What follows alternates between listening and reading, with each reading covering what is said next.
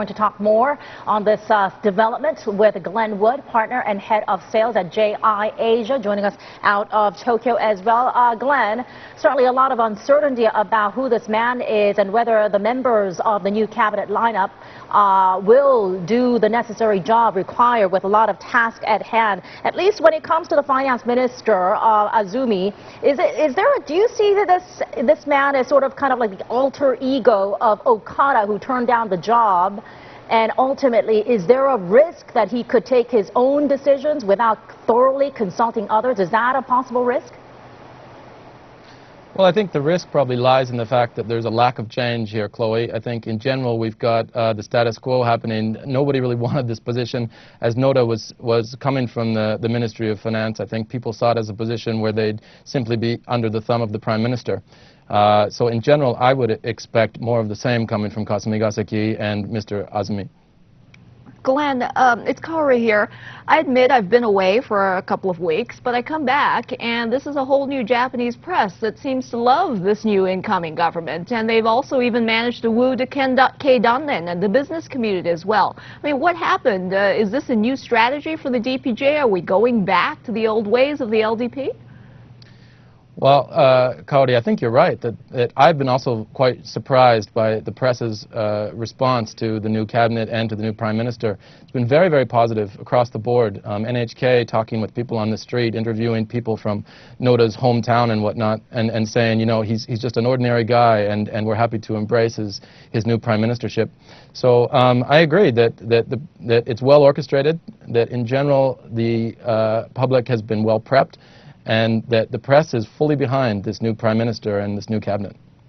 But do you think it's going to lead to the liberalization, tax reforms in certain sectors that investors and analysts have been longing to hear ever since Koizumi stepped down? Unfortunately not. You know, I think we've got actually a rewinding of a lot of Koizumi policies here. You know, for example, the input into the flat panel display coalition that was announced the other day of about $2 billion US. You know, it's again kind of a return, as you mentioned earlier, to LDP ways of investing in almost state-owned enterprises to compete globally.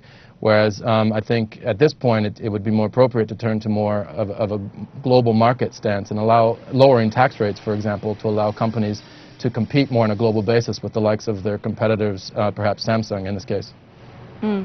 But given the musical chairs we've seen in Japanese politics, I mean, corporate Japan has done, reasonably well. I mean, despite this disaster in March, despite the financial crisis in 2008, but they're shifting gears, and you're seeing sort of the have and have-nots, the people that have the global portfolio and the people that don't. In that sense, what kind of companies do you think are positioned very strongly in this climate? I think it's a great question. Companies that have great technologies that already are competing on a global basis, companies that have shown that they can adapt to a stronger yen and that have been aggressive in shifting manufacturing overseas, are the companies that I see benefiting here. The likes of, you know, JGC, for example, is a great company, 1963 in Japan, that has world-class technology in plant engineering.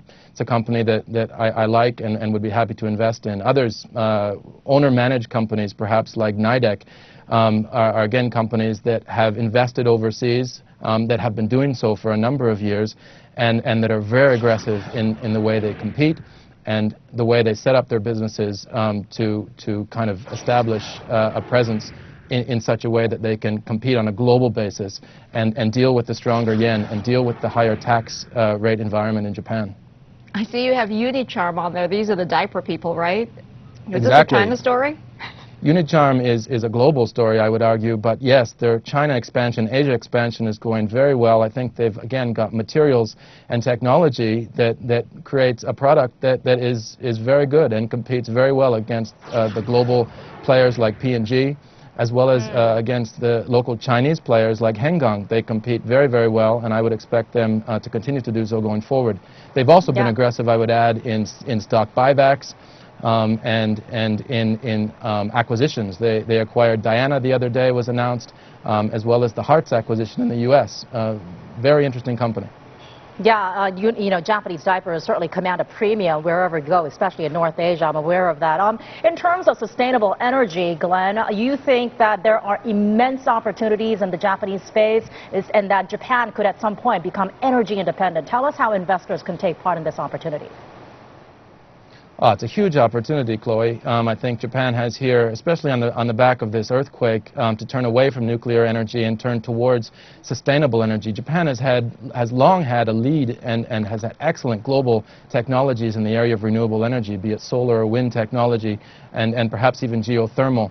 And yet they haven't invested in those. A large investment, public-private coalition type of investment in this, in these technologies at this time could really turn Japan's economy around. It would weaken the yen, it would create jobs, it would create a new export industry. And there's a number of ways of playing this on the stock front. Small caps like JACS, for example, are largely into lending to individuals for installations of solar in their homes. I think it's a great investment at this point. Also, the large electronic makers like Sharp that have great solar technology and that are gaining market share, I would also take a look at this point. Wow, so you actually see that scenario playing, a weaker yen, job creation, new export industry.